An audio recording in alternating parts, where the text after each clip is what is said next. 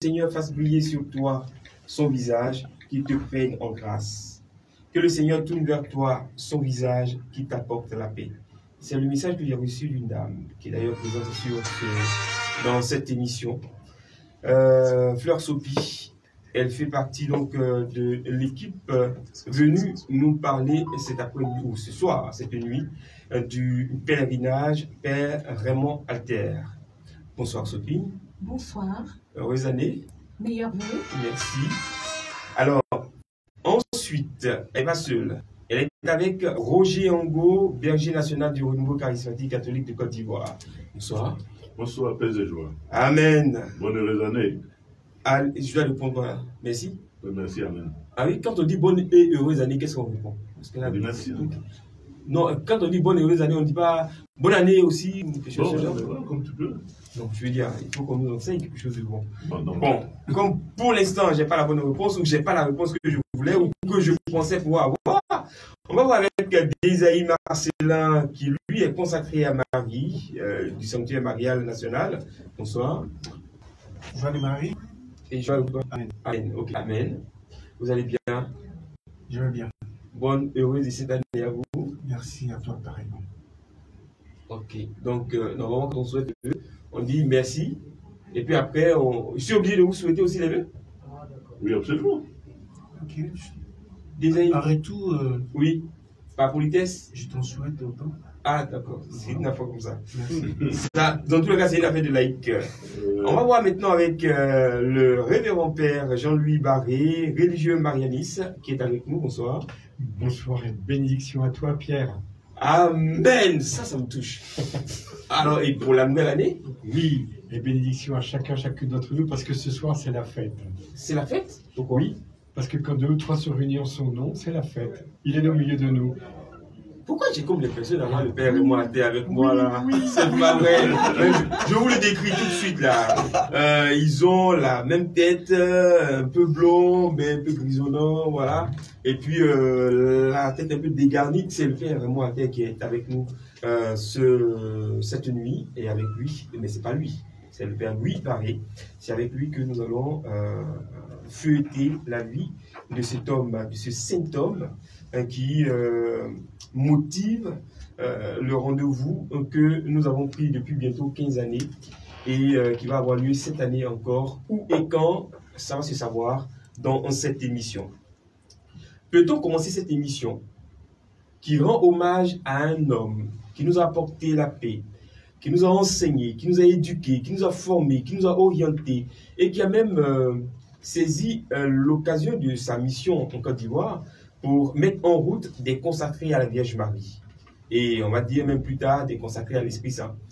Peut-on commencer cette émission sans penser à ce vénérable pape Benoît XVI qui a tiré sa révérence il n'y a pas longtemps. Alors tout de suite, on va faire un tour de table pour que chacun essaie de nous dire ce qu'il sait ou ce qu'il pense ou peut-être quelques mots de réconfort. On va commencer par le Père.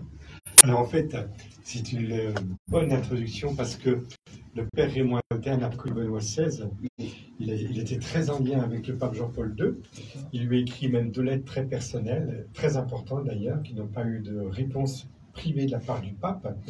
Mais il a en commun avec Benoît XVI une grande rigueur de recherche intellectuelle et de formation solide qu'il a reçue en Suisse à l'université de Fribourg avec les dominicains, des grands noms qui font qu'aujourd'hui on se dit mais quelle chance que le Père Raymond Alter soit passé par les fourches codines d'une formation universitaire intellectuelle de très grande valeur, de très grande qualité qu'on n'aurait pas toujours aujourd'hui. Donc il a ça en commun avec Benoît XVI. Super, c'est bien. Et puis, Sophie, vous êtes l'unique dame de cette belle nuit que nous passons, la première nuit donc que nous passons ensemble après donc notre entrée dans cette nouvelle année 2023. Comment vous allez? Très bien, merci. 2022, vous l'avez laissé derrière. Tout à fait. Et puis le regard est tourné tout droit vers 2023. Quels sont vos espoirs, vos espérances? Mais en même temps, on entre en 2023 avec une belle ou mauvaise nouvelle. Oh là là. Le départ vers le père de Monseigneur, en fait, du pape Benoît XVI. Alors, comme je suis remplie d'espérance, je dirais Wow. que c'est une belle nouvelle parce qu'il est allé rejoindre le Père. Mais en tant qu'homme, c'est vrai que c'est une perte pour moi parce que c'était un grand prêtre. Je dis bien un grand prêtre parce qu'il vivait réellement sa foi. Et il était vraiment très conservateur dans le bon sens, c'est-à-dire qu'il était, on va dire, gardien de la doctrine catholique. Et moi, j'aimais beaucoup ce prêtre-là. Je l'aimais beaucoup. Donc pour moi, vraiment, c'est une perte pour moi. Mais bon, il nous a quand même laissé un héritage qu'on va développer, qu'on va cultiver, et on va essayer de suivre cette trace. Roger, vous qui êtes aujourd'hui aux antipodes ou alors responsable du renouveau charismatique national celui de la Côte d'Ivoire, vous qui certainement lisez les encycliques des papes, vous qui, comme nous autres d'ailleurs, avez connu ce pape, on l'a tous vu, Habemus Papam, hein, tout de suite, et puis tout de suite, le premier pape à dire, à désister et à rendre sa crosse pour se retirer, et puis tout de suite, il permet que François prenne les rênes de la gestion de l'Église catholique. Qu'est-ce que vous retenez de l'homme? Est-ce que il vous a fait bon effet? Ou qu'est-ce que vous retenez de lui en fait? Pour lui rendre hommage. Je voudrais rendre grâce à Dieu pour la vie de Benoît XVI, parce qu'il était un prêtre, un évêque, plutôt un pape très impressionnant. Parce qu'il n'est pas accroché à la chose. C'est que c'est une mission. Il doit arriver à un certain moment, bon, la main s'est retirée. Et ça surprend tout le monde. Et c'est ça, Jésus surprend toujours. Alors quand il a ressenti ça, je crois que déjà, le retrait était silencieux, mais très très très profond, puisqu'il était dans la prière. Il a développé dans la prière. Et je crois que c'est un exemple pour l'Église au niveau mondial. Un exemple. Comme ce qu'il a dit, il est beaucoup conservateur. Il y a eu beaucoup de choses qui sont passées, mais je pense qu'il s'est mis au-dessus de tout cela. Bon, en se retirant, je pense que ça a été un bouleversement. Mais je crois qu'on a compris sa pensée. Et on rend grâce à Dieu. Aujourd'hui, bon, il est retourné vers le Père, bénissons le nom du Seigneur, et puis bon, l'Église continue. N'est-ce pas? D'Ésaïe. Oui, moi, ce que je sais du pape, c'est que c'est un pape. Comme ma soeur Sophie l'a dit, il est conservateur. Conservateur, comme elle a dit dans la doctrine de l'Église catholique. Il est beaucoup discret, il est beaucoup humble aussi. Voilà, c'est le peu que je sais de notre parti. D'accord. Voilà, ce sera donc un pape qui nous aura permis de découvrir comment on élit un pape. Parce que très proche de nous, son élection, on nous l'a dit, on a lu, on a vu des films pour l'élection du pape, des autres papes, Jean-Paul II notamment, qui était un prêtre très communicateur et qui a développé une certaine communication autour de lui. Et puis on retenait des papes qui restaient au pouvoir et ils mouraient au pouvoir. Avec lui, on a découvert qu'un pape pouvait se retirer calmement. On s'est dit, aïe. Et on s'est posé mille et une questions. Qu'est-ce qui s'est passé? Qui l'a obligé à se retirer? Pourquoi il se retire? Et je ne pouvais pas commencer cette émission avec vous, qui vous donnez tant de mal pour laisser un héritage à tous nos auditeurs et à tous nos contemporains sur le passage de quelqu'un, un prêtre de Jésus-Christ, le père Raymond Alter, qui est passé, vous avez dit, il faut qu'on lui rende hommage. Il faut qu'on continue de parler de lui, de ses œuvres, de ce qu'il a fait. Et c'est ce que nous avons fait d'ailleurs ce soir. Je me suis dit, bon, ce sont des personnes outillées qui peuvent aussi rendre hommage à n'importe quel évêque ou à n'importe quel pape. C'est la question, c'est ce pourquoi je vous ai posé tout de suite la question. Alors, on va revenir à ce qui nous intéresse. On est là pour parler du père Raymond Alter. Tout de suite avec vous, Père Louis. Le père Raymond Alter, vous l'avez connu? Oui, alors moi je l'ai connu tardivement dans ma vie, puisque j'étais en fin d'élève infirmier, hein, donc j'avais une trentaine d'années, j'en ai 67 maintenant, et 30 ans, ça faisait quand même depuis 75. Vous n'étiez pas encore religieux? Non, pas du tout, j'étais élève, j'étais laïque. D'accord. J'étais travaillé par vocation Maria dans l'église, et la première conversation que j'ai eue avec lui, c'était après le renouveau charismatique, après le renouveau dans l'esprit, il va y avoir un autre renouveau dans l'église, qui est le renouveau marial. Et qu'est-ce que tu en penses? Et le père Alter, tout de suite, il est rentré dans cette démarche. Et tout à fait, l'Église va être touchée par cette grâce de Marie. Et on va regarder bientôt l'Église comme vers une sécurité, comme vers un rocher. Parce que les gens, le monde va aller tellement bas dans les ténèbres que ça sera l'Église, son appui et sa force. Et c'est vers l'Église qu'on se tournera pour pouvoir émerger dans cette situation dans laquelle on va vivre des épreuves très grandes. Donc il avait une vision sur l'histoire du monde, l'histoire du peuple de Dieu extrêmement large, et le renouveau marial, il le voyait prophétiquement comme le fruit de ce siècle, de ce souffle de la miséricorde, comme il le disait pour décrire le siècle qui est en train de s'écouler. Hein. Comment appellera-t-on ce siècle? C'est un siècle marqué par le souffle de la miséricorde. Et ce souffle de la miséricorde du siècle dernier s'ouvre à la présence de la maternité spirituelle de Marie pour tous les hommes, et qui est transmise à toute l'Église. C'est toute l'Église qui, avec la Vierge Marie, eh bien, exerce sa maternité spirituelle pour toute l'humanité. Donc c'est une grande phase que nous vivons actuellement. Et c'est une grande joie de pouvoir donner cette parole du Père Raymond Alter ce soir. Quand vous dites que le monde va aller très bas, parce que dans déjà, les ténèbres, alors déjà en quels sont les ce temps, signes? il dénonçait ce qui se passait, notamment quand il a écrit au pape Jean-Paul II, Saint Jean-Paul II aujourd'hui, puisque maintenant il est canonisé.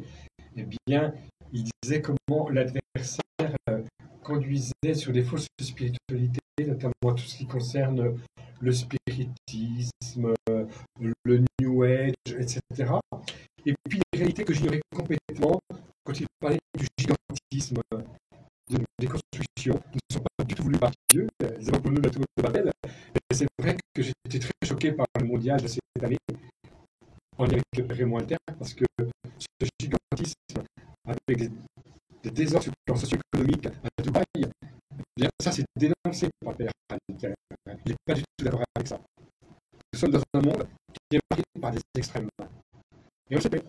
Hein, l'idolâtrie du foot fait que on n'a pas vraiment entendu des voix s'opposer à l'organisation et le choix de Dubaï pour abriter les Jeux, pour abriter la Coupe du Monde. La Coupe du Monde. Et ça, c'est très grave. Oui. On devrait faire quoi? Interdire. Alors, peut-être interdire, mais le gérer autrement et surtout pas dans un lieu exposé au soleil à des intempéries comme celui-là, pour pouvoir justement réduire les frais et ne pas utiliser une population soignée avec des morts à la clé pour la construction de tous ces stades et dont on ne va pas parler. Quoi. Non, mais il y a des scandales. Et Raymond Alter était l'homme qui était sensible aux problèmes sociétaux. Et quand il écrit à Saint Jean-Paul II, on découvre chez lui quelqu'un qui ouvre des perspectives, pas seulement individuelles pour la conversion, l'ouverture au don de Dieu, mais aussi sur des réalités d'ordre politique et économique et sociétal. Et ça, c'est immense. Quand le Père Alter parle de guérison, il dit Dieu ne vient pas guérir une maladie, il ne guérit pas une personne, mais il guérit tout ce qui entoure le cadre de cette personne, sa famille, et bien au-delà de la famille, jusqu'à la génération et jusqu'au cadre, on va dire, social de la personne. C'est très important de vivre le don de Raymond Alter comme un don pour demain, quelqu'un qui veut être, il ne le veut pas, c'est Dieu qui l'a voulu pour lui, en avance sur son temps, comme il écrivait à 21 ans quand il a voulu faire ses vœux perpétuels. Il disait, il faut être en avance sur son temps. D'accord. Roger, le Père Raymond Alter, le renouveau charismatique, quelle école, quelle histoire? Je crois que, selon vous, selon moi, selon ce que vous avez étudié de lui. je l'ai côtoyé. Il faut dire que lorsque je connais le Père Raymond Alter, j'étais dans le ministère louange. D'accord. Avec les grands temps d'évangélisation, il était beaucoup paternel. Quand nous voyait chanter, bon, pour nous, il était très heureux. Et le voyant, vous voyez sa taille, s'élève sur le podium, avec le foulard en train de danser, mais tu peux t'asseoir. Hein? Une grande personne qui danse pour la gloire de Dieu, mais toi, jeune petit enfant, femme, homme, tu te lèves. C'est un exemple. Il est même pour la louange. Et il a beaucoup aidé le charismatique, surtout dans la formation. C'est-à-dire? Vous voyez, avec l'avènement du renouveau charismatique, il y avait beaucoup de liaisons. Il fallait former des gens complètement dans l'église. Tout ce qui vient de l'Esprit Saint, c'est bien ordonné. Parce qu'en son temps, il y avait beaucoup de désordre. On faisait ce qu'on voulait. Et on pensait qu'on avait le monopole du Saint-Esprit. Mais avec ces formations-là, les gens ont compris qu'il fallait se laisser conduire tout simplement par l'Esprit de Dieu. Et c'est ce que je retiens du Père Martin. Parce que la formation était même importante pour le chrétien aujourd'hui. Et nous avons profité, plus jeunes. Et voilà pourquoi aujourd'hui, nous sommes à la tâche dont on se souvient toujours de ce qu'on a pris de retenu de lui. Pour mener à bien effectivement cette mission, nous est confié à travers l'évangélisation. Donc vous voyez que c'est vraiment une bibliothèque pour moi. Parce que là aussi, il faut dire que quand il était là, c'est par lui-même que nos responsables religieux ont fait confiance au renouveau, puisqu'il a été nommé comme aumônier. Donc déjà un père Martin qui est aumônier d'un groupe, on prend tout ça au sérieux. Donc ça fait qu'il y avait des ouvertures, les gens commençaient à comprendre, à accueillir le renouveau dans les différentes paroisses, dans les diocèses. Donc aujourd'hui, quand on a fait le dernier statistique, il y a près de 627 groupes de prière en Côte d'Ivoire. D'accord. Et ça, c'est ce qu'on sait. Mais si on continue, mais c'est pas ça grâce aussi qu'on a eu cette grâce de pouvoir implanter des groupes de prière de renouveau dans chaque paroisse, dans chaque diocèse et même dans nos villages. Alors donc, le Père Martin, ce qui m'a beaucoup impressionné chez lui, et comme on le dit aujourd'hui dans notre jargon ivoirien, il ne forçait pas, quoi. Voilà. Tout vient en douce, quoi. Vraiment, on sent que c'est l'Esprit Saint qui travaille. Quand on voit ces paroles de connaissance qui viennent simplement, et tous ces guérisons s'opèrent dans la foule, et les témoignages qui se font, parce que vraiment, c'est formidable. Donc, il apporte beaucoup. Et moi, personnellement, il m'apporte beaucoup. Et j'ai eu la chance à chaque fois, quand tu me vois, il me taper la joue. Je ressens ça aujourd'hui. Donc, c'est une bénédiction pour moi. Vous voyez. Et puis, bon, quand on a pris son décès, bon, c'est pas facile. Hein. Facile. Hein. Pas facile, mais bon, voilà. Tout ce que Dieu fait est bon. Et il a laissé l'héritage hein, que nous continuons. C'est-à-dire, c'est se conduire par l'Esprit Saint et rentrer dans l'intimité profonde de l'Esprit Saint. Parce que sans l'Esprit Saint, on ne peut rien faire. Voilà. Même si aujourd'hui nous prêchons qu'il y a des guérisons, ce n'est pas de nous. Et le Père Martin l'a fait. Et je me rappelle à une séance d'évangélisation où le Père Martin a commencé dans les paroles de connaissance. Mais c'est quelqu'un qui recevait la souffrance. Quand il dit par exemple, dans l'assemblée, il y a quelqu'un qui souffre de l'œil droit. Mais quand je regarde son visage, je vois l'œil du Père Martin qui bouge comme ça. Donc il prenait la douleur. Et il dit cette personne est guérie. Et à la fin, effectivement, la personne vient, ça fait mal à l'œil droit. Aujourd'hui, ça va par la gratitude. Et c'est comme ça. Et dans tout son corps, moi je disais que ce gars-là avait une souffrance. Et il était ambulant, il marchait, bon, mais il avait toutes les maladies en lui. Parce qu'il ressentait toutes ces douleurs-là. Et le Seigneur passait par là pour donner des guérisons. Et c'était formidable. Et puis les paroles de connaissance étaient précises. Précises. Donc, je vais le nom du Seigneur. Nous lui rendons hommage aujourd'hui parce qu'il a beaucoup donné au renouveau à l'Église de Côte d'Ivoire.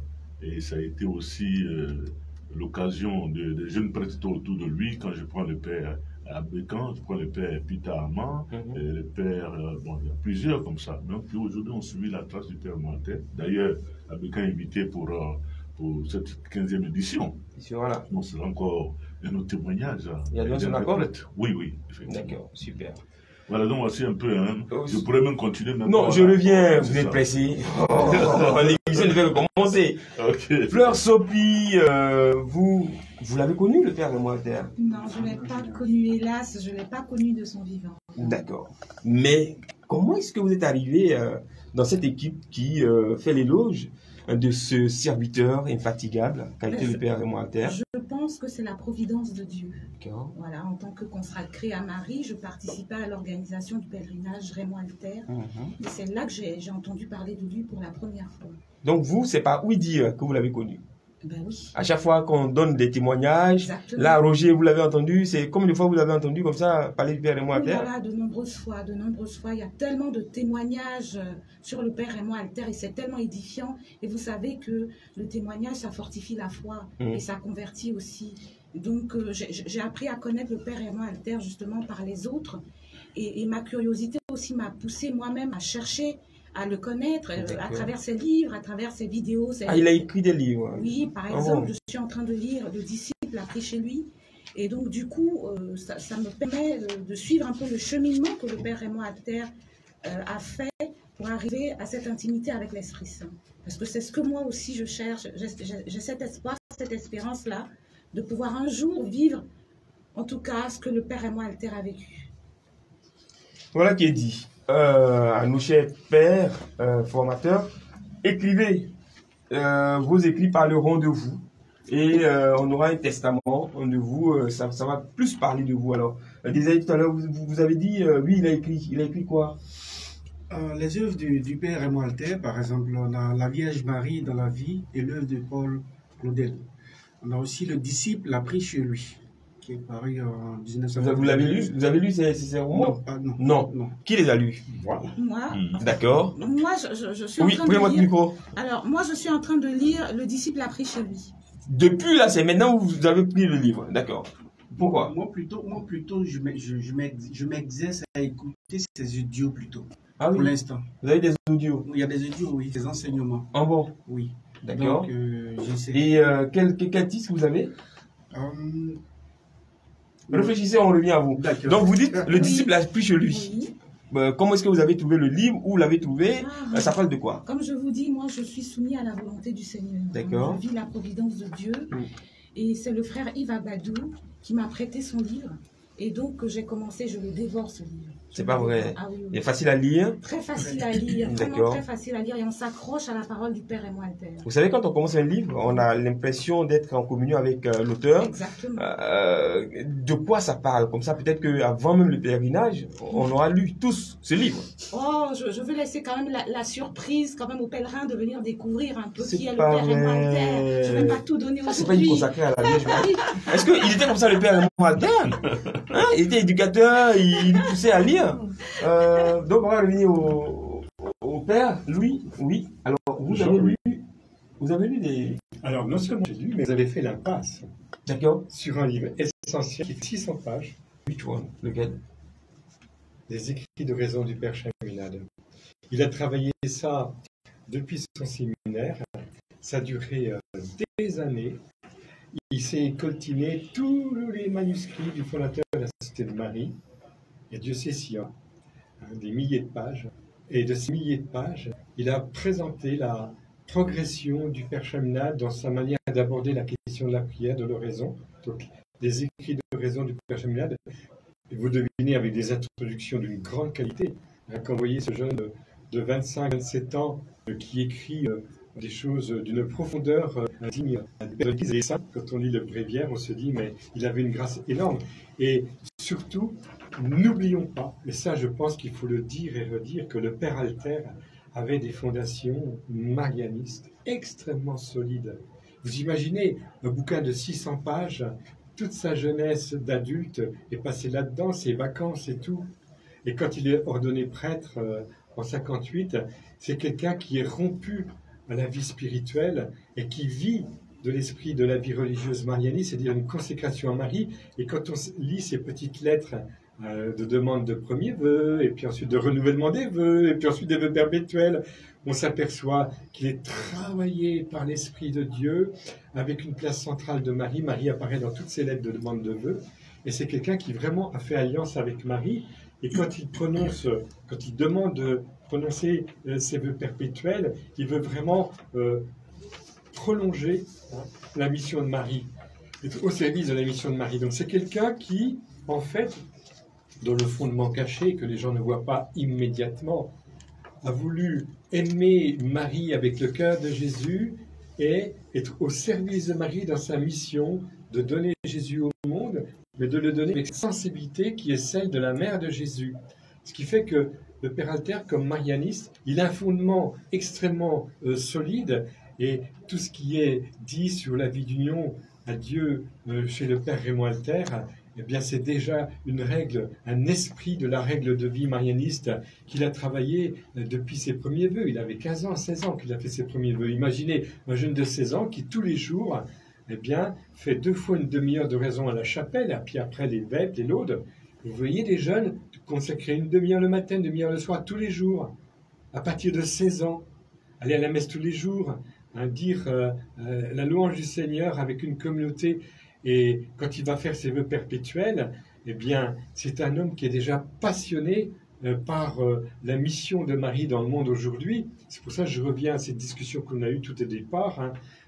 La mission de Marie dans le monde, elle est énorme pour lui. Et la mission de Marie, c'est le charisme, si je puis dire, en partie, hein, parce que faut pas l'enfermer là-dedans, de la famille marianiste dans le monde actuel, quoi. Marie a une mission, nous sommes là pour aider Marie dans sa mission dans le monde. Donc le Père Alter, c'est déjà ce premier livre. Après, un livre qui passe un peu aux oubliettes. Non, vous n'avez pas sauté comme ça, on revient sur le second livre. Vous avez cité dans votre intervention 2 fois le mot, 3 fois le mot oraison. Oui. C'est quoi faire oraison? Et vous avez parlé du Père Chaminade. En fait, Chaminade, c'est le fondateur des marianistes. D'accord. Voilà. Donc, il a écrit un livre de combien de pages? 600 pages. Sur les oraisons du Père Chaminade. Sur la formation à l'oraison du Père Chaminade. La formation à l'oraison. La formation à la prière du cœur. D'accord. Donc, c'est quoi l'oraison? L'oraison, c'est être en présence de Dieu et se livrer à cette présence avec amour et se laisser aimer par le Seigneur. Globalement, c'est un temps d'amour entre toi et le Seigneur. Et ça dure. Parce que quand on veut rencontrer quelqu'un en qualité, on n'a plus rien à se dire que de se laisser regarder par lui et de le regarder, de l'envisager. Eh bien, l'oraison, d'après le Père Chaminade, c'est un temps vraiment d'union à Dieu qui s'appuie bien sûr sur la parole de Dieu. On a des appuis, des ancrages, l'Évangile, mais aussi sur le credo. Et on demande à l'Esprit Saint d'être l'acteur essentiel de notre vie d'oraison. On vit en présence de Marie. Eh bien, l'oraison, c'est vraiment le temps de ressourcement intérieur qui fait que tu as les racines de tes branches. D'accord. Toute personne consacrée au Seigneur qui fait oraison peut porter beaucoup de fruits parce que ce qui ne se voit pas, c'est le temps d'union qu'il donne à Dieu. Rien n'est plus important que Dieu seul. Quand ça dure 2-3 heures par jour, c'est le cas pour Raymond Alter à l'âge de 15-16 ans et toute sa vie. Attendez, il s'assoit là, oui, à sa table de prière, oui. Il prend 2 heures? Non, et 2 heures réparties sur la journée. D'accord, ok. Hein, il va prendre peut-être 1 heure le matin, 1 heure le soir. Ok. Mais ça n'a rien à voir avec la messe. Alors, s'il prend 1 heure, il y a sous les 2 heures, il y a 1 heure de raison en silence total devant Dieu, et l'autre heure, ça va être les laudes, les vêpres et l'Eucharistie qui dure une demi-heure, les laudes un quart d'heure, voilà.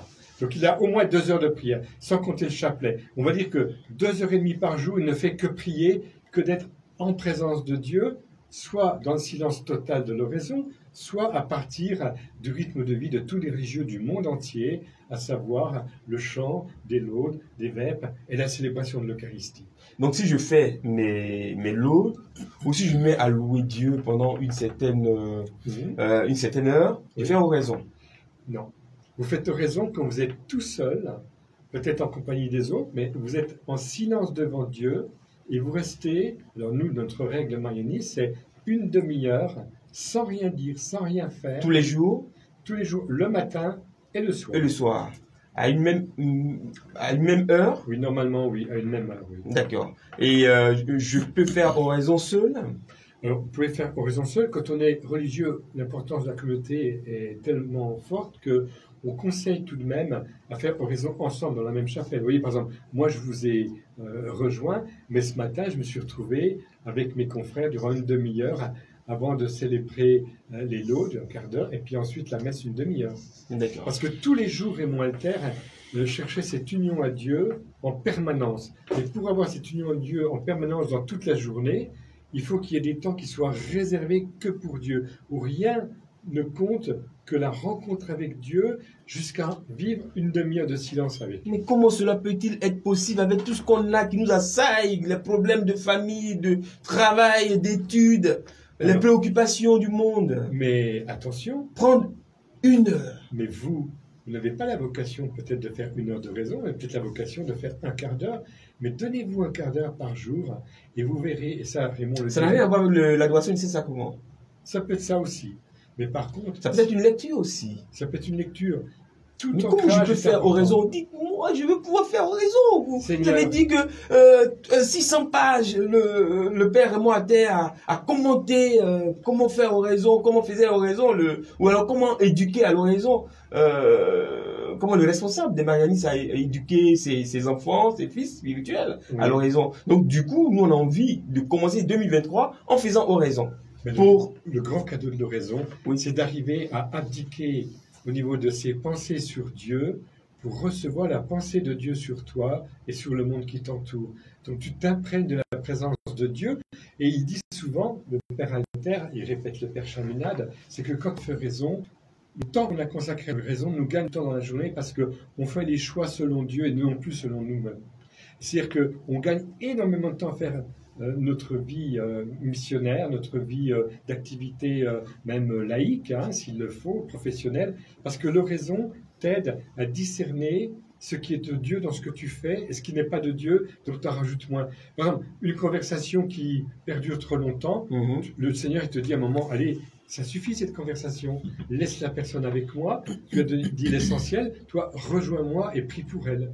Combien de fois, au bout d'un quart d'heure, une demi-heure de discussion, je dis maintenant, on arrête parce que j'ai un rendez-vous. La personne ne sait pas que ce rendez-vous, c'est l'oraison, mais une fois qu'elle a reçu un quart d'heure, eh bien, si on avait pris un quart d'heure, une demi-heure de plus, ça ne serait peut-être pas porté de fruit du tout, parce que ce qui compte, c'est qu'on donne Dieu et on laisse Dieu agir dans le cœur de la personne.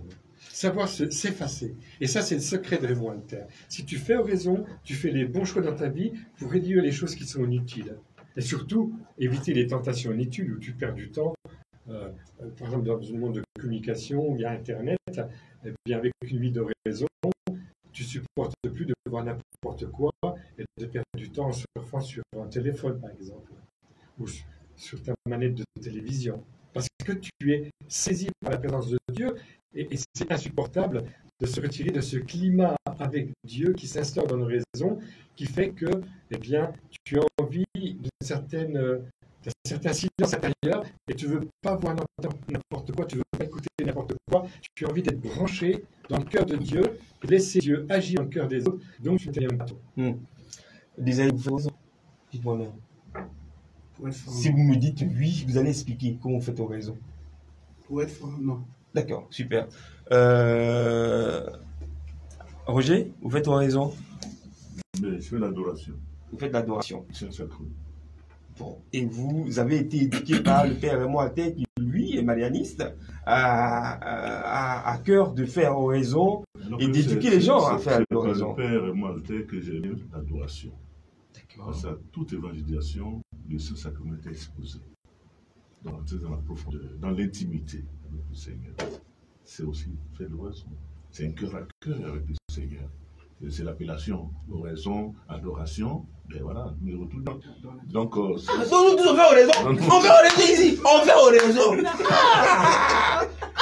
Ce qui est super, là, comme le Père a dit, ça va en profondeur. Même 10 minutes, mais 15 minutes déjà, bon, ça me rapproche de Dieu. Donner du temps au Seigneur à travers l'adoration, c'est très important.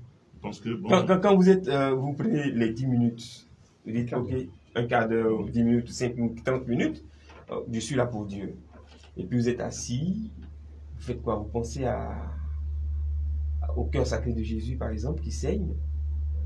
Et puis après, il y a les problèmes de famille qui vous assaillent. Vous faites quoi? Vous chassez? je confie tout ça au Seigneur. C'est la faiblesse des hommes. On se dépouille devant Dieu. Voilà. Vous voyagez ou vous revenez? Mais il faut revenir. Pas vous revenez. Il faut revenir. Super. Non, Attendez, il y a Sophie qui est là qui est chaud parce qu'en fait, il va falloir qu'on la tape aussi. Là. Oui, allez-y. C'est maintenant qu'il va faire mousser votre présence, la lumière, dans ce studio. Vous avez entendu le Père nous parler de faire oraison. Ça vous motive? Vous avez envie de faire oraison? Bien sûr. Vous avez envie d'en apprendre un peu plus? Alors, moi, j'explique un peu mon parcours. Ah, d'accord. Allez-y. Moi, je fais adoration. Je fais adoration aussi quand je reçois l'Eucharistie. Alors, quand tout le monde chante, quand tout le monde se lève, moi, je fais adoration au moins pendant 10 minutes. Je fais vraiment adoration, je suis coupée de tout. Maintenant, il y a l'oraison. Parce que j'ai appris avec le Père Jean-Louis Barré que l'oraison, ce n'était pas forcément que ça. que le raison, on allait vraiment en profondeur, on allait retrouver le Christ au plus profond de nous-mêmes, au plus profond de notre cœur. Donc aujourd'hui, je suis dans une bataille, une bagarre, pour arriver à ce silence total. Attention, on n'a pas porté les gants là. D'accord. À la rencontre véritable avec le Christ dans le silence et dans le plus profond de mon cœur, vraiment en n'ayant que lui en tête.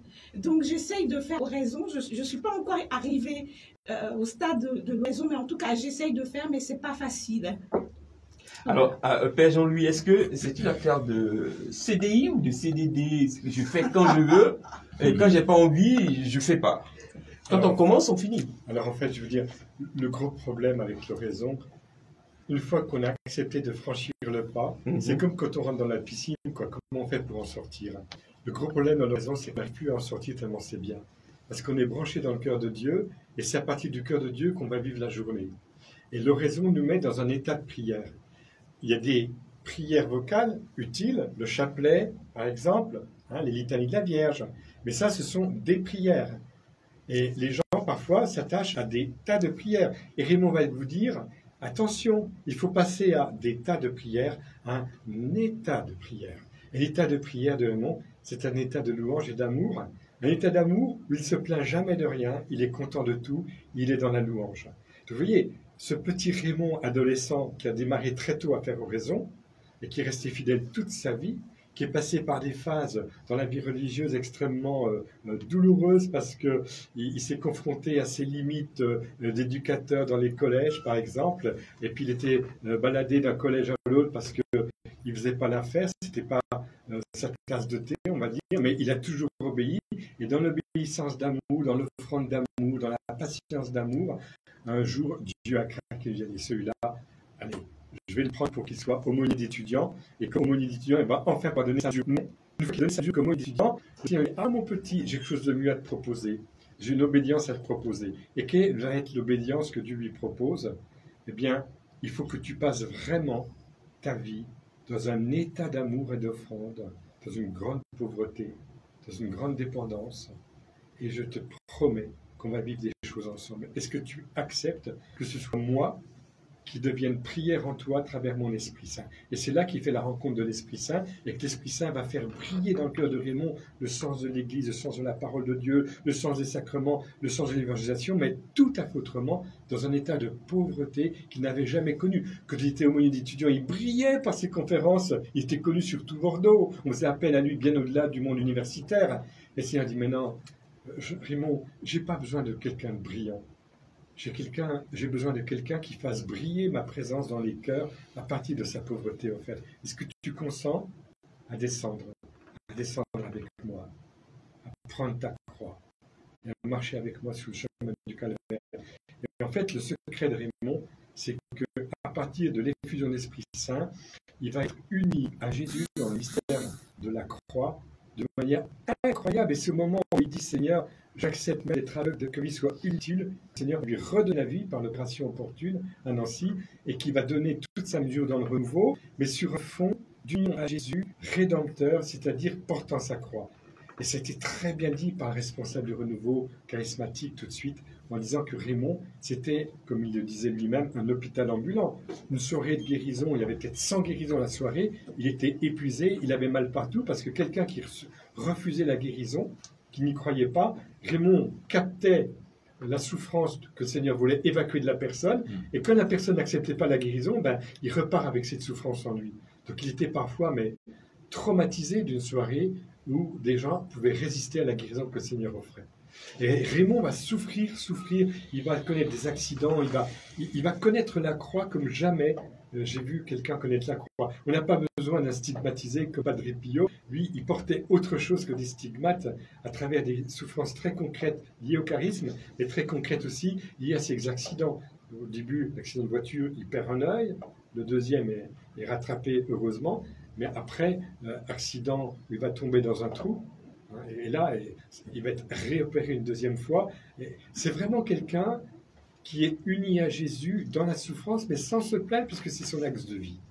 Donc, le vrai Raymond Alter, on le connaîtra au ciel quand on découvrira comment il s'est uni à Jésus dans la croix, alors qu'extérieurement, il était jovial, il riait, il avait un cœur d'enfant, il était dans la louange, Mais derrière le rideau, c'était un homme qui était uni à Jésus en croix.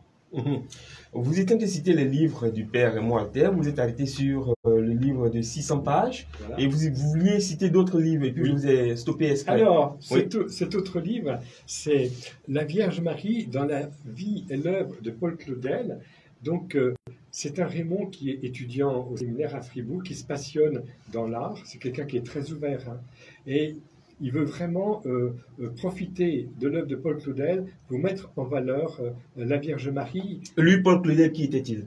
Ben, c'est un grand poète hein, en France qui a écrit donc plusieurs œuvres où Marie est très présente.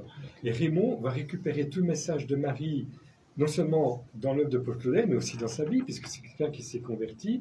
Et il va ainsi exposer, si je puis dire, la profondeur de ce poète. Et il aura un contact très heureux avec la famille de Paul Claudel qui souhaitait d'autres collaborations parce qu'ils avaient découvert la perle qui était Raymond Alter. Mais Raymond, qui est religieux marianiste et dans l'obéissance, va découvrir que ses supérieurs l'orientent autrement et vont lui dire non, non, allez, on arrête les contacts avec la famille Claudel, les projets, il fallait qu'il travaille sur les psaumes d'après l'œuvre de Paul Claudel. Et Raymond, il va avancer par des renoncements successifs dans sa vie, surtout dans sa vie religieuse. Je peux même dire que sa vie de marianiste, c'est une vie où les renoncements vont permettre à Dieu de lui offrir des choses encore plus grandes que les choses auxquelles il a renoncé. Et ça, c'est la pédagogie divine. Quand Dieu nous aime, il nous purifie et il va à l'essentiel pour nous offrir de vivre des choses plus importantes encore que nos projets qui nous feraient peut-être briller aux yeux des autres. Raymond, il était brillant. S'il avait poursuivi dans son feeling avec Paul Claudel, il aurait été beaucoup plus connu dans le monde, on va dire, artistique. Mais Jésus dit non, non, j'ai quelque chose d'autre à te proposer. D'accord. Et après, le livre? Alors après, évidemment, Raymond va connaître la grâce de l'effusion d'Esprit Saint, du renouveau, une sorte de Pentecôte avec ses étudiants, avec donc le drame de son accident, la perte d'un œil, et puis cette descente aux enfers, au pluriel. Et là, il va pouvoir donner toute sa mesure au service. Il va consigner cela dans un livre? Non, Non, non, pas du tout, parce que c'est quelqu'un qui s'efface et qui n'aime pas beaucoup D'accord. parler de lui. Ok. Et par contre, une journaliste géniale, Bernadette Dubois, a su venir ici, à Abidjan, et dire, écoute Raymond, si on faisait des petits enregistrements. Et Raymond, dans sa simplicité, oui, pas de problème. De ces petits enregistrements va sortir ce gros bouquin de 300 pages, Le disciple est chez lui, où il y a une première partie importante autobiographique et enregistrée, et c'est à partir de l'enregistrement qu'on va avoir cette autobiographie. Elle était astucieuse parce que Raymond, c'est quelqu'un qui veut vraiment vivre dans l'effacement. Hein. C'est quelqu'un qui est dans la pensée du Père Chaminade, qui dit qu'un marianiste, c'est quelqu'un qui est dans l'humilité de Jésus et dans l'effacement. Il ne se met pas en avant. Donc, il va tout faire pour éviter cette mise en avant, mais là, il ne pouvait pas passer à côté de cet enregistrement. Et puis, il va donner ce qu'il offre pour la consécration mariale au sanctuaire Montréal, au sanctuaire d'Abidjan. Hein, et puis ensuite, il va exposer un petit peu le renouveau dans ses commencements, ses premiers contacts, refusant toujours de fonder d'ailleurs. Mhm. Il est en contact avec les fondateurs des communautés importantes du renouveau en France, mais lui, il va refuser de fonder. Il veut vraiment être au service. Il m'avait dit personnellement, Jean-Louis, plus tard, quand tu seras dans le renouveau, je te demande d'être investi dans les réalités les plus humbles. Et de fait, Raymond, qui était un grand gabarit, si je puis dire, sur le plan charismatique, refusait les grands rassemblements charismatiques où il aurait brillé avec des charismes pour rejoindre une toute petite communauté de prière perdue dans la campagne française. Donc, au lieu de passer une semaine là, il aurait été vraiment, ça aurait été la gloire, si je puis dire, pour lui. Non, non, pas du tout. Il préfère ce petit groupe de prière et mettre en route. Il aurait été très, très humble. On est 20, 30, et passer 8 jours, 1 mois avec différentes communautés toutes petites, toutes humbles. Ça, c'est Raymond Alter. Super. Alors, on a parlé de l'un de ses livres intitulé Marie dans la vie de Paul Claudel. Et vous, avec vous qui êtes consacré à Vierge Marie, hein, vous avez été consacré, non pas par lui, c'est la Non, je n'ai pas été consacrée. 4e, 5e vague. Ou la, non, la 10e vague. non, je suis dans les toutes Oh, mais dis donc là, vous m'empêchez de vous poser ma question. Ben non, allez-y. Bon, Marie dans la vie du Père Raymond Alter. Oui. Qu'est-ce que vous en savez? Alors, ben, déjà... Qu'est-ce que vous avez retenu? Qu'est-ce que vous avez reçu comme héritage, en fait? Qu'est-ce qu'on vous a dit? Déjà, le premier héritage que j'ai reçu, c'est la consécration à Marie. D'accord. Parce que c'est lui qui a institué la consécration à Marie au sanctuaire marial national. Et je Ok. suis une consacrée à Marie.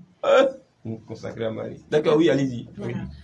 Ce que je sais du père Raymond Alter, c'est d'abord un prêtre marianiste. Il a le charisme marianiste. Il était profondément amoureux de la Vierge Marie et il était en mission pour la Vierge Marie. Donc, voilà, c'est déjà ce que je sais de lui.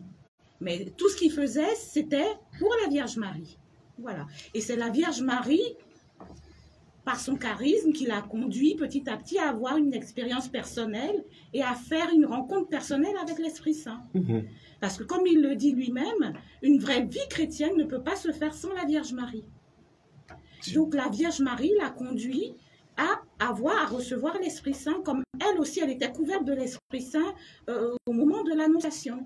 Et même au moment de la visitation, lorsqu'elle a rencontré Élisabeth, ben, c'est l'Esprit Saint qui agissait en elle et qui lui a fait dire cette belle prière qu'on connaît tous, le Magnificat. Donc la Vierge Marie, pour lui, c'était sa mère, c'était tout, quoi. Voilà, donc il était inséparable de la Vierge Marie. Il était en mission pour elle. Vous, si vous êtes consacré à la Vierge Marie, Zédaï. Consacré à la Vierge Marie. Consacré à la Vierge Marie, ça veut dire quoi? Depuis le 3 ça fait juin quoi? 2017. Oui, c'est bon, depuis À Mathusalem, 16 heures. d'accord. Mais un consacré à Marie, ça fait quoi? Qu'est-ce que ça signifie? Non, mais ça signifie tout simplement épouser les modèles de Marie, c'est-à-dire suivre les pas de Marie, la spiritualité mariale, éviter surtout ce qui s'est passé par le passé. Avant, on avait les pasteurs, les prêtres qui essaient, comme les pentecôtistes. Là. Voilà. On évite cela. Tout se passe dans le silence et puis en profondeur. Voilà. C'est ce que j'ai retenu. Voilà. Roger, Moins de bruit. vous, c'est le renouveau. Parce qu'en parlant de Père Involontaire, il y a la figure maternelle de la Vierge Marie qu'on a. Mais ici, on a le renouveau charismatique qui vraiment a profité de son charisme. Le Père Raymond Alter et le renouveau charismatique. Quel souvenir et quelle éducation? Ben, je crois que nous apportons aussi l'éducation mariale, parce qu'aujourd'hui, au cœur du renouveau charismatique, la Vierge Marie a sa place. Parce qu'elle intercède toujours pour nous. Voilà. Parce qu'un bon membre du renouveau charismatique a toujours son chapitre. Parce qu'elle est la première charismatique par excellence. On ne peut pas la négliger. Donc, il nous a fait effectivement aimer la Vierge Marie. C'est vrai que, bon, en ce temps tout jeune, bon, l'Esprit Saint, mais voilà, il y a quelqu'un qui est là, qui intercède au cœur de nos assemblées de prière, au cœur de nos célébrations eucharistiques. Je retiens une phrase du Père Walter. Il dit, mais Roger, tu sais que lorsque le prêtre est en train d'officier la messe, la Vierge Marie est à sa droite. Alors ça, j'ai retenu. Mais qu'est-ce que veut dire Dieu là? Où on voit le Père, lui il dit la Vierge Marie à sa droite. Mais effectivement, un jour, au cours d'une messe, il était là concentré. Effectivement, c'est comme il y avait la Vierge Marie qui est là, toujours en train d'intercéder. Mais je vous avoue que depuis ce jour-là, j'ai pris le moment chez moi. Hein? Prendre le moment chez soi, c'est très important. Bon, on était les premiers au début, encore, on était tout jeune. Consécration, ça commençait devant nous. Hein? Donc, c'est consacré, reconsacré, machin, tout ça. Bon, Vous êtes aussi consacré à Marie. Tu peux être enfant de Père Raymond sans être consacré. D'accord. Alors, le consacré à la Vierge Marie, qu'est-ce qu'il vous a dit? Qu'est-ce qu'il vous a donné comme instruction? En quoi consistait votre formation pour être consacré? On vous a dit quoi? Vous avez appris quoi pour être consacré? Effectivement, il faut connaître la personne de la Vierge Marie, ses vertus et tout ça. Ça nous amène effectivement, ça nous amène à nous corriger. Parce que quand on voit un peu la vie de la Vierge Marie, c'est une vie de simplicité, d'humilité, d'obéissance. Mais est-ce qu'aujourd'hui, nos jeunes, là, si on prend l'exemple de la Vierge Marie, est-ce qu'on va rester dans l'obéissance? Regardez aujourd'hui nos jeunes. S'ils avaient les vertus de la Vierge Marie, il y a beaucoup de choses qui allaient changer dans la société, dans nos écoles. On voit que les jeunes sont délaissés à eux-mêmes. Mais ils s'en foutent, quoi. Mais je venais dire, bon, je suis passé par l'école catholique, hein. Donc on avait cette grâce-là d'avoir des temps de prière, tout ça, mais toujours accroché au chapelet. C'est important. Vous voyez? Donc, sans la Vierge Marie, ce sera difficile. Ce sera difficile. Elle intercède toujours pour nous. Je pense que nous aussi, ce que nous avons appris par le Père Maltais et l'Église, on doit l'inculquer à la jeunesse d'aujourd'hui. Moi, j'étais responsable du ministère jeune du Renouveau aussi. Donc là aussi, l'espérance que nous avons eue, bon, on partage avec les autres pour que ça se perpétue dans l'Église. Parce que l'avenir, comme on le dit, demain, là, c'est les jeunes. Ils doivent promouvoir toujours cela. Donc, faire la promotion aussi de la Vierge Marie. Et avoir son chapelet, c'est important. Donc, je pense que, alors, quelque part, à travers la consécration de la Vierge Marie, comme je le disais tantôt, c'est les vertus de la Vierge Marie. C'est-à-dire, le jeune doit vraiment s'assagir. Parce que la Vierge Marie, elle était choisie, bénie de Dieu. Donc, on doit tendre aussi à cette perfection-là, pour pouvoir servir, pour être exemple, celle et lumière autour de nous. C'est ça, ça doit faire la différence. C'est pas pour se montrer, mais qu'on sache, en voyant Désaïe, en voyant Fleur, en voyant Roger, que ça, c'est des enfants de Dieu. Parce que, bon, on a voulu... Non, nous sommes tous enfants de Dieu, hein, mais eux sont consacrés à la Vierge Marie. Donc, oui, effectivement. Oui, on est tous enfants de Dieu, mais se consacrer à la Vierge Marie, c'est faire un cheminement. Ouais, ce monsieur, j'arrive là à l'antenne, à mon émission, il me salue, joie de Marie. Oui, mais... Il m'impose une salutation. Vous ne comprenez pas comment on dit bonjour, bonsoir. Il me dit joie de Marie. C'est comme moi d'ailleurs, je te dis paix de joie. Voilà, c'est un autre encore. Mais je te dis paix de joie. Toi, depuis le matin, depuis longtemps, on se connaît. Paix de joie. Bon, paix de joie à toi. Joie de Marie. Paix de joie à toi. Paix de joie à toi, Pierre. Amen. Joie de Marie. Amen. Voilà, c'est tout. Vous m'obligez à être dans vos histoires de consécration. Ce que je retiens encore, ça me vient comme ça. Le Père Maltais avait un ministère de compassion. Vraiment. Alors je me souviens, quand tu vas au sanctuaire marial, mais c'est des files d'attente. Hein? C'est des files d'attente. Des personnes qui sont chargées de leur fardeau, de la maladie, de la sorcellerie, des attaques diaboliques. Mais le Père Maltais était toujours prêt. Et il les recevait chacun individuellement. Et lorsque les personnes sortaient de là, c'était soulagé. C'est-à-dire cet esprit de compassion qu'il avait. Hein, des gens qui veulent se suicider, mais quand ils ont écouté le Père Maltais, c'est fini. Voilà. Et puis il y avait bon, cette grâce de délivrance, de libération, de guérison intérieure, dans ses enseignements, sur la guérison intérieure, sur la libération, sur la délivrance. J'avoue qu'il a apporté beaucoup, non seulement au renouveau, à tous les marialistes, à consacrer et à l'Église en général. Amen. Donc vraiment, je rends grâce à Dieu pour la vie du Père Maltais, qui continue.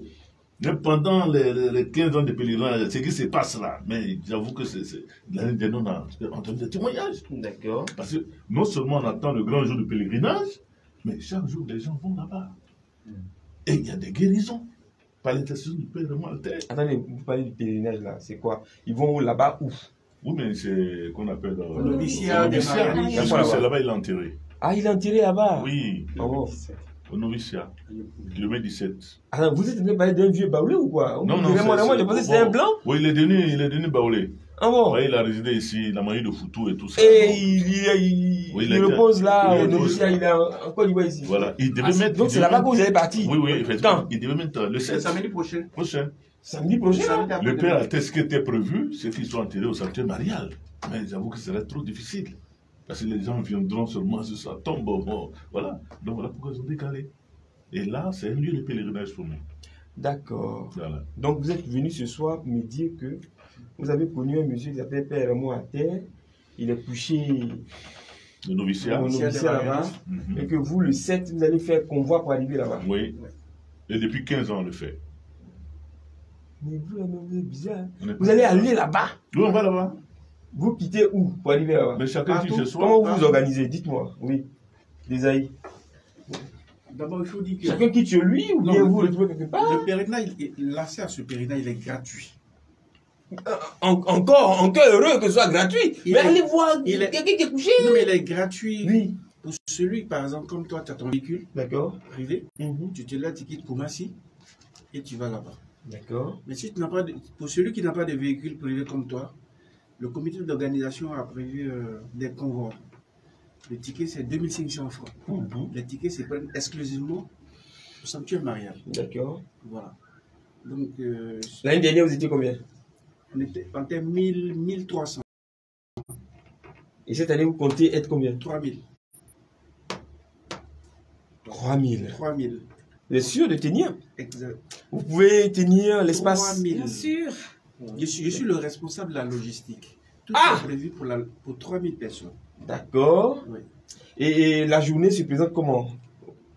Vous démarrez au Alors, sanctuaire le pèlerinage en voiture? Non, on ne démarre pas au sanctuaire le pèlerinage. D'accord. C'est les convois qui sont pris au sanctuaire marial. Ok. Mais ceux qui ont leur véhicule personnel, ils s'y rendent directement. Donc ils se rendent au noviciat des frères marianistes. Dans les cas, il n'y aura rien, pas d'animation. Dans le cas, il y a toujours une animation, il y a le chapelet, la louange et le chapelet.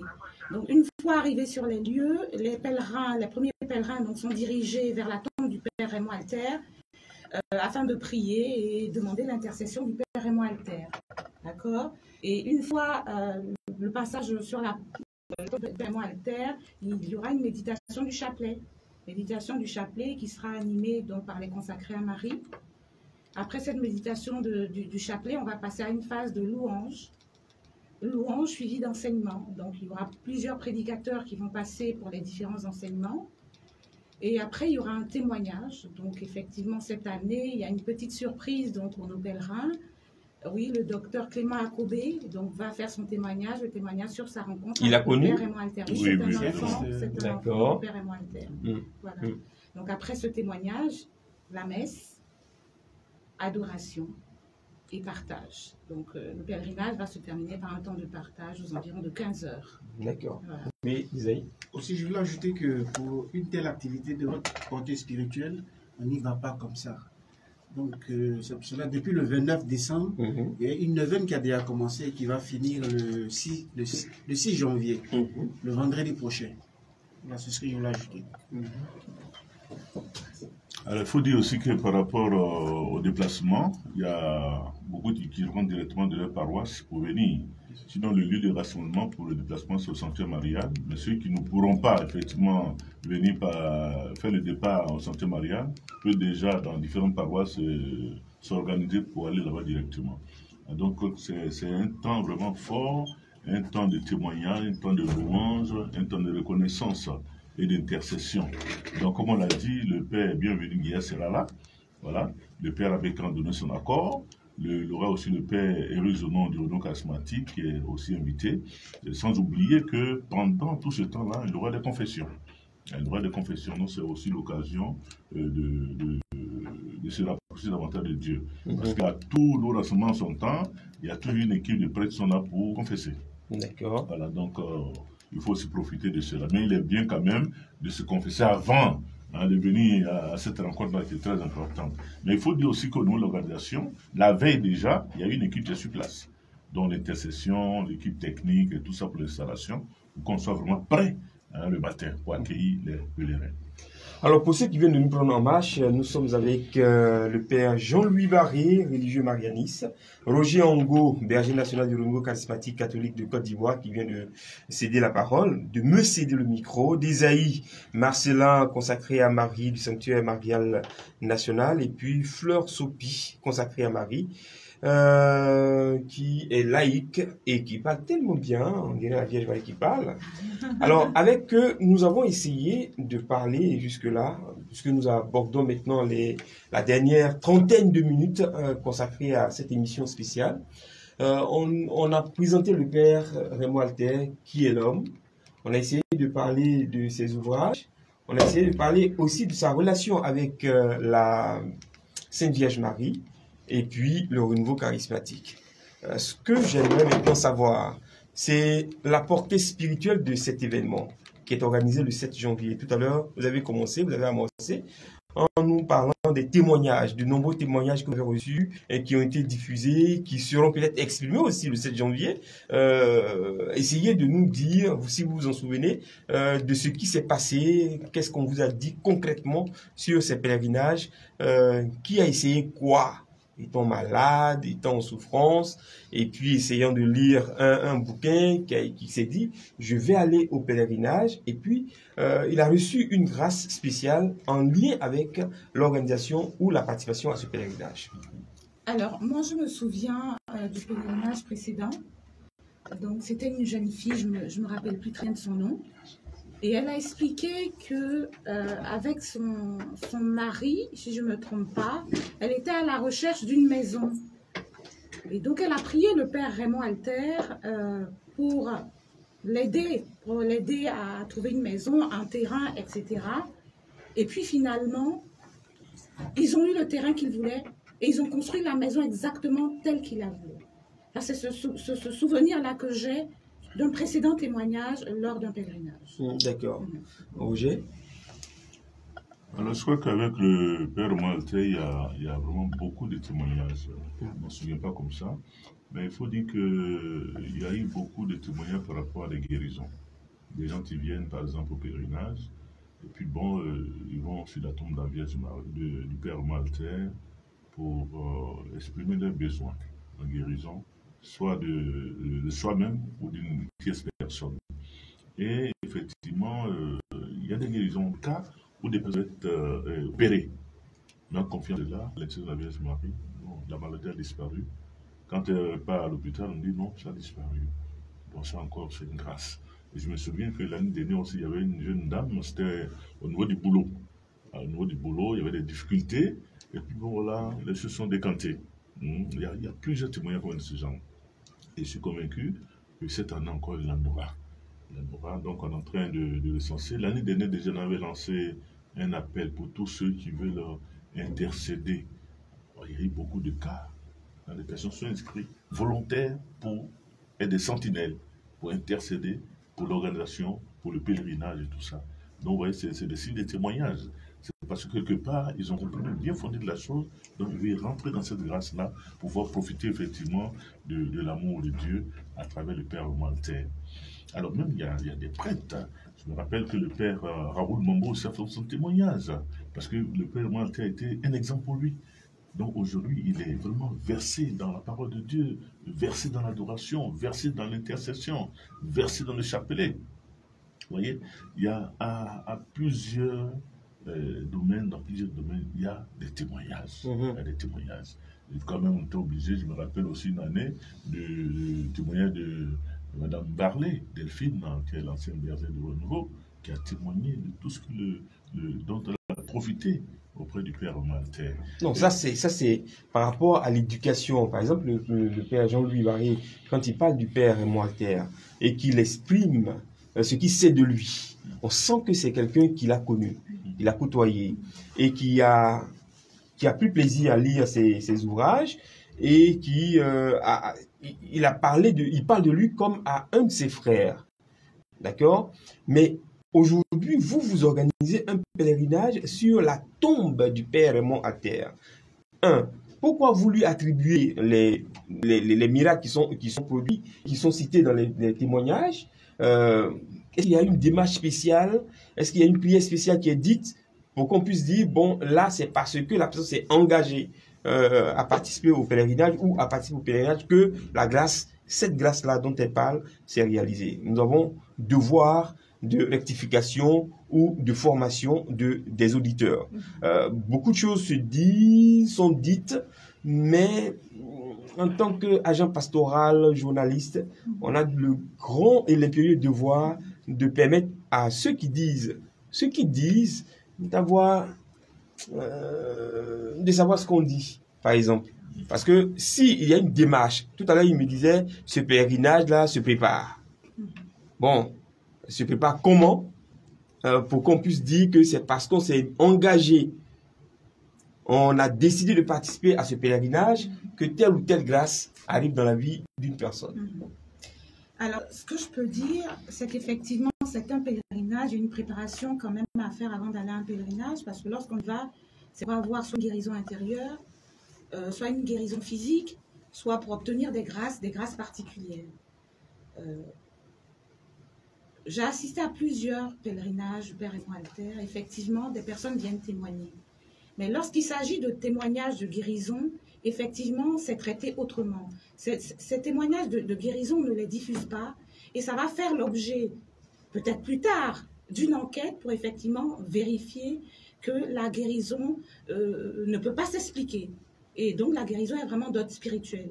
Pour l'instant, on n'est pas encore à ce stade Là, on recueille simplement les témoignages pour après pouvoir les analyser et faire une enquête. On est à ce stade-là aujourd'hui. D'accord. Oui. Père Jérémie. En fait, dans mon enquête, puisque ça fait 9 ans que je travaille à temps plein, si je puis dire, Quand sur même. le dossier, j'ai eu ce témoignage de personnes qui sont allées à Fatima. Donc, se sont déplacées pour un pèlerinage. Je suis allé plusieurs fois, moi aussi. Et Lucie de Fatima aurait dit à des pèlerins de la part de la Vierge, mais pourquoi vous venez à Fatima? Vous avez un prêtre au sanctuaire marial d'Abidjan, le père Raymond Alter. Il était vivant à l'époque. Allez le rencontrer. Donc, faut vérifier l'information. Mais là où je suis attentif, c'est que dans l'Évangile, il est question de pèlerinage, puisqu'il y a déjà l'offrande de Jésus au temple, donc dans le mystère joyeux, et puis le recouvrement de Jésus au temple à l'âge de 12 ans, et puis les différentes fêtes où il s'est rendu au temple. Donc il y a des démarches que nous vivons par rapport à un lieu précis. Mais le Père Alter n'attend pas qu'on aille le voir sur sa tombe pour agir dans les cœurs. Et un des derniers miracles auxquels j'ai assisté, avec beaucoup d'étonnement d'ailleurs, parce que je ne m'attendais pas, c'est que quand je suis allé à l'île Maurice il y a 2 mois, mes amis m'hébergeaient et en face de chez eux, il y avait une Indienne, une femme qui avait une pathologie innombrable et qui ne pouvait plus bien dormir. Elle avait très très mal aux genoux. Seulement, c'était le problème des genoux parce qu'elle ne dormait plus. Alors elle demande, puisqu'il y a un homme de Dieu qui est chez vous, est-ce qu'il peut prier pour moi? Bon, je suis chrétien, mais elle fait quand même la démarche. Moi, j'accepte et en présence de mon ami qui m'hébergeait, je prie et je dis, Seigneur, puisque tes dons sont sans repentance, le Père Raymond Alter avait un charisme de guérison qu'il exerçait. Je te demande, Seigneur, d'exaucer notre prière pour cette femme et que le Père intercède avec nous pour exercer ce charisme de guérison pour les jours.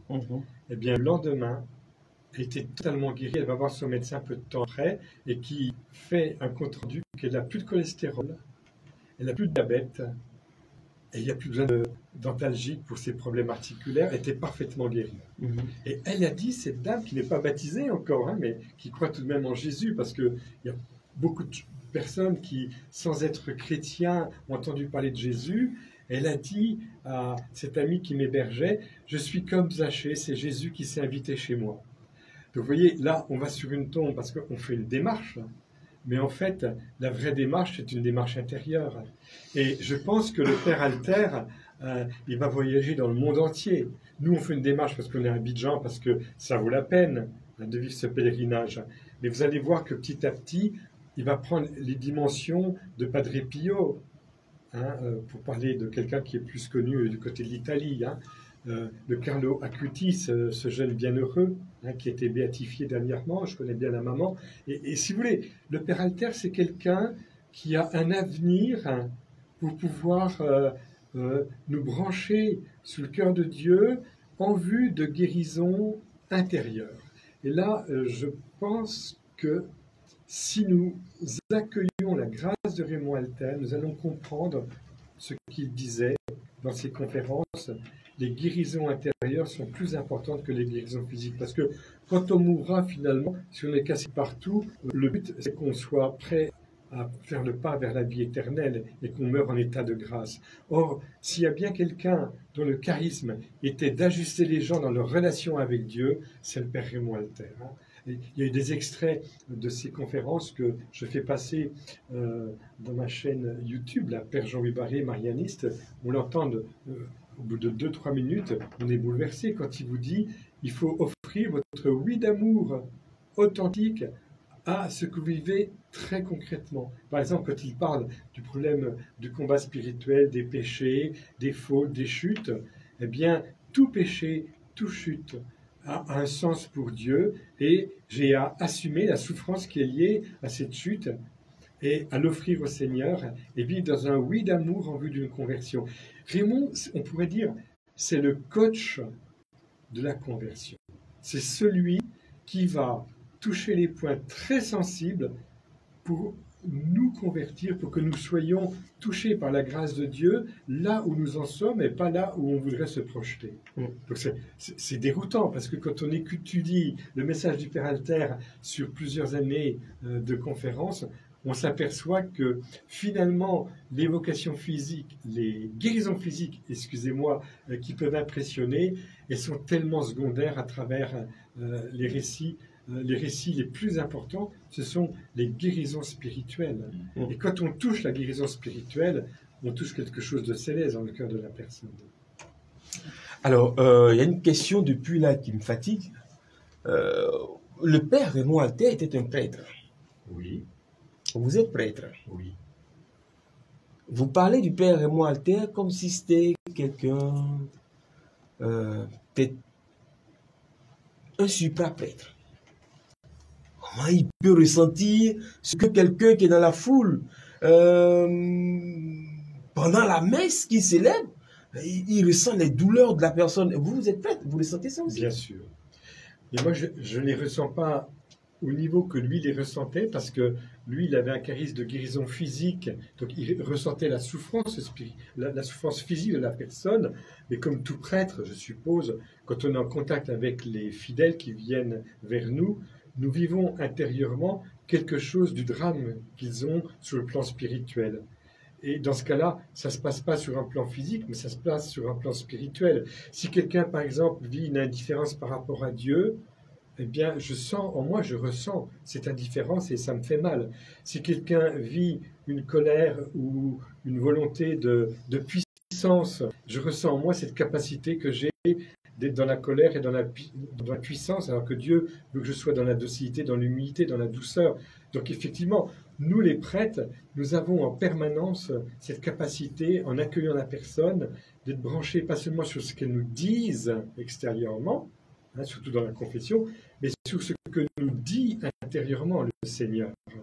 Et souvent, nous conduisons la personne sur un tout autre terrain de l'arbre qui cache la forêt.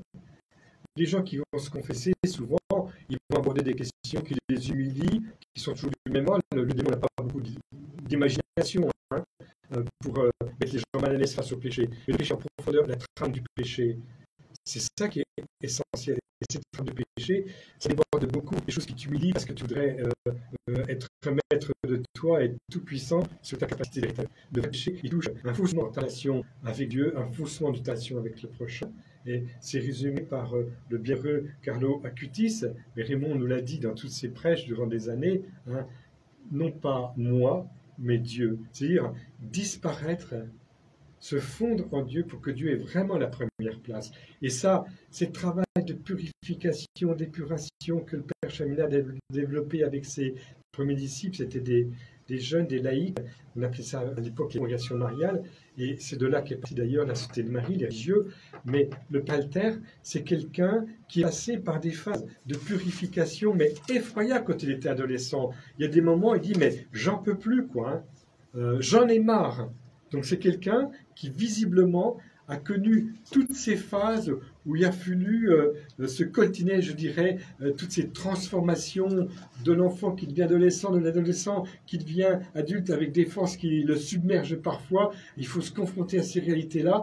Et le Père Alter se dit, bon ben, je ne ressens pas les choses comme je les ressentir pour m'engager vers Dieu, mais je crois qu'il y a l'appel de Marie et que si je dis oui, je suis dans la bonne direction. Donc c'est quelqu'un qui, sur le plan personnel, a vraiment, comme on dit en France, je ne sais pas si ça se dit, morflé, c'est-à-dire qu'il a souffert, il a pâti de ces purifications indispensables qui nécessitaient des choix indispensables pour pouvoir renoncer au mal, persévérer dans le bien, quoi qu'il en coûte, même en rampant. Et Raymond Alter, c'est quelqu'un qui, dans son adolescence, eh bien, a rampé. Il a rampé dans tous les domaines, pas seulement sur le plan intérieur, face aux tentations qu'il découvrait, face à ses fragilités personnelles, mais aussi même face à la maladie. Il a eu une pneumonie, il avait 17 ans, il va faire un moment de sanatorium avant d'entrer au séminaire. C'est quelqu'un qui va être en permanence confronté à des limites intérieures d'ordre psychologique, affectif, et puis aussi d'ordre spirituel également. Il va être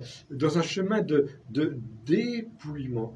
quand je lis l'histoire de Raymond Alter, il y a une petite chansonnette, elle n'existe peut-être pas en Côte d'Ivoire, mais les enfants la connaissent bien dans les jardins d'enfants. Alouette, gentille alouette, alouette, je te plumerai. On connaît ici, hein. Vous connaissez? Oui. Raymond, il s'est fait plumer par le Seigneur, mais tout jeune. Tout jeune. D'ailleurs, c'était même très dur parce qu'il entre à 12 ans, 13 ans en formation chez les postulants.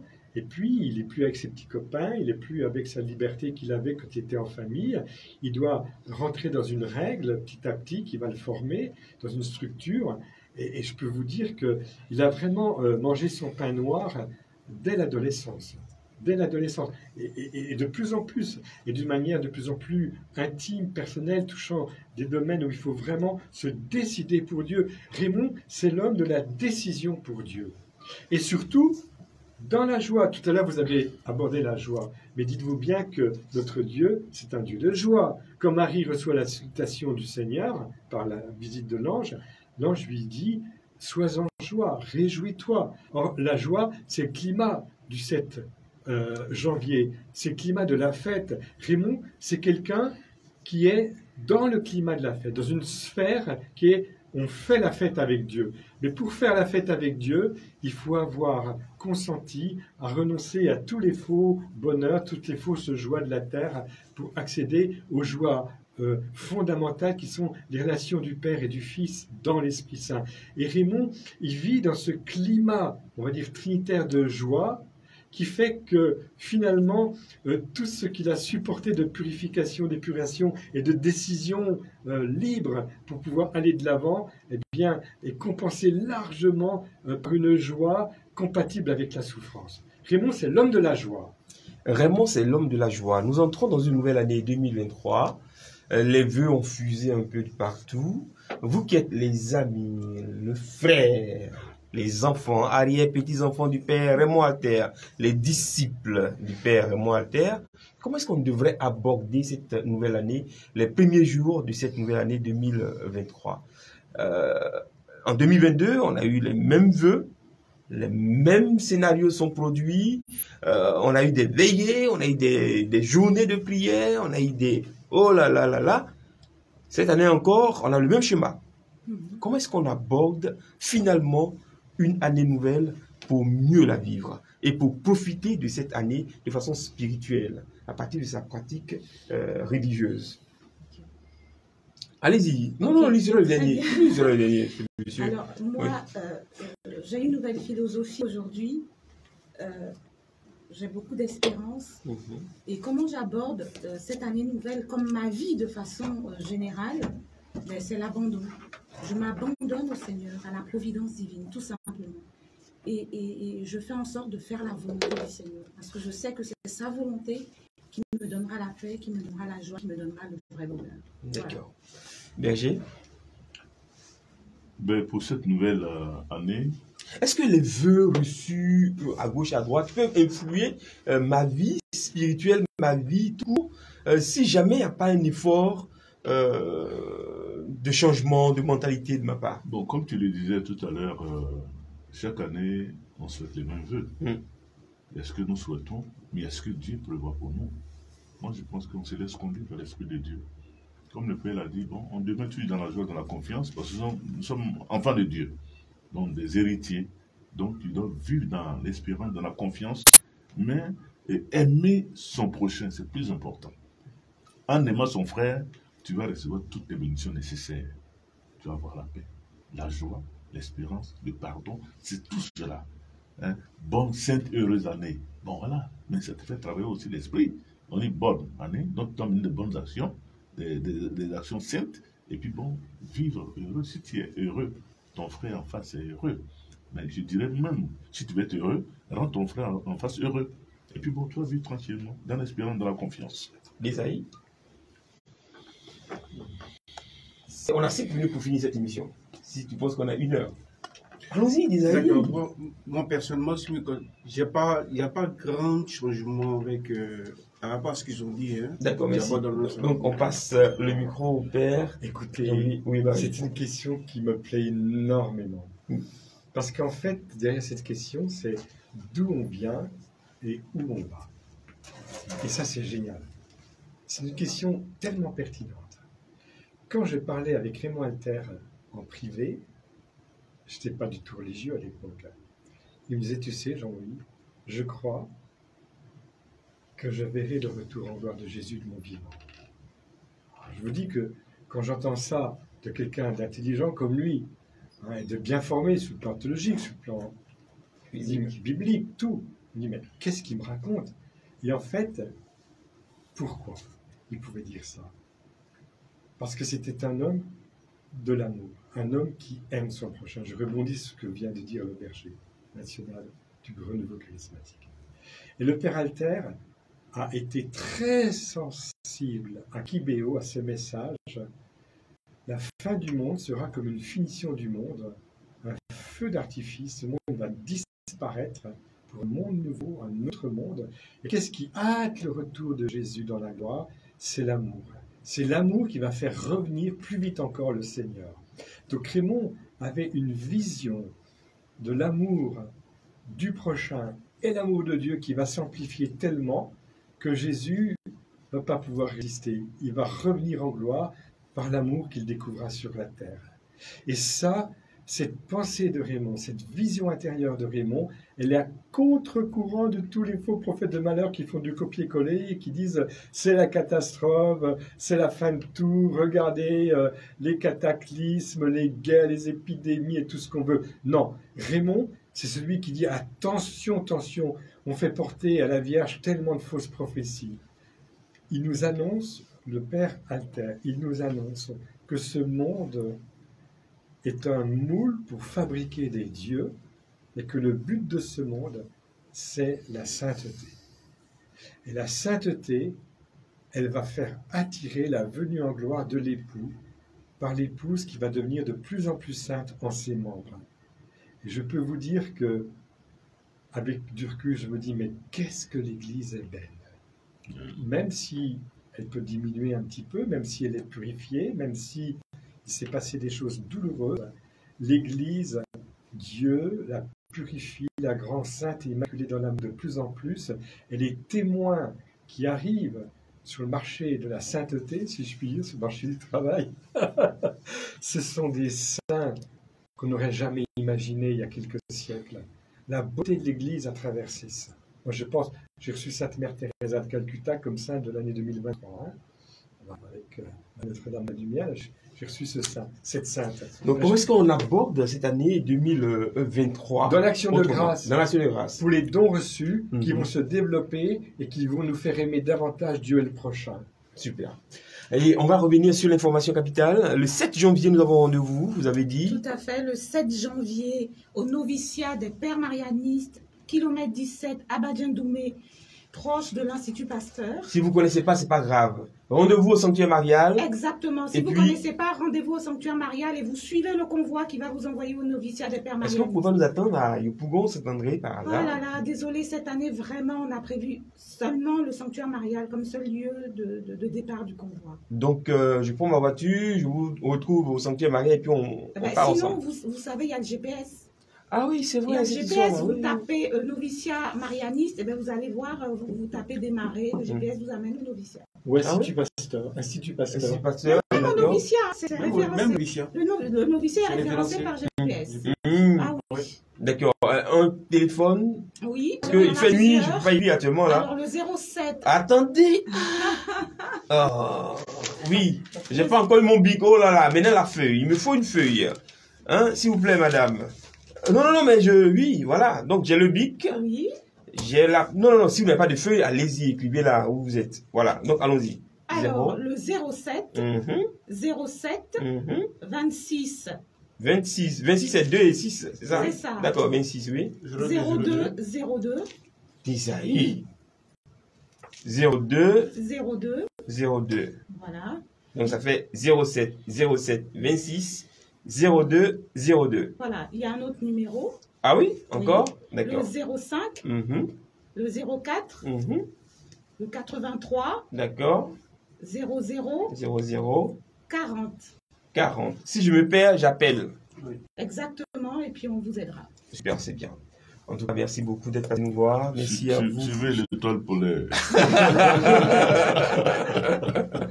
D'accord. Allez donc, merci à tous et à toutes d'être venus. Au père Jean-Louis Barré, d'Isaïe, Berger, Roger, en tout cas merci. Oui, encore un appel. Berger, on n'a rien dit. Appel, hein. Roger, on n'a rien dit. Il faut qu'on ait une émission spéciale dédiée au renouveau charismatique, à ses origines, à sa vie actuelle, à ses démembrements, à ce que vous nous avez sorti et ce que devient le renouveau charismatique aujourd'hui. Il y a Charisme qui a, il faut qu'on en parle. Vous organisez ça et puis on s'attrape. Ok, ça marche. Merci Berger. Merci beaucoup. Et puis à côté de vous, il y avait la charmante dame qui fait que ma femme demande le direct. Elle veut savoir qui est-ce que j'appelle la charmante dame.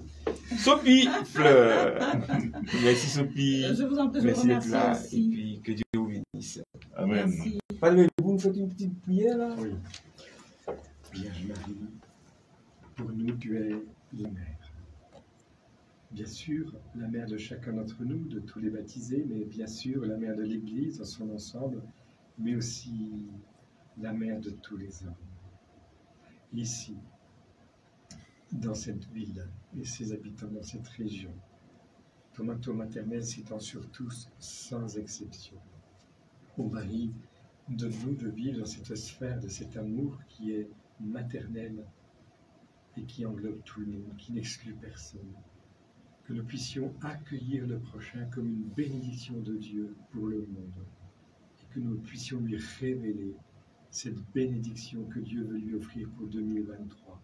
Une bénédiction où s'ouvre un chemin de paix, un chemin de pardon, de réconciliation quand c'est nécessaire, et un chemin de joie, celle qui vient d'en haut, du cœur de Dieu. Amen. Amen. Amen. Du Père, du Fils et du Saint-Esprit. Amen. C'est difficile, hein, avec les...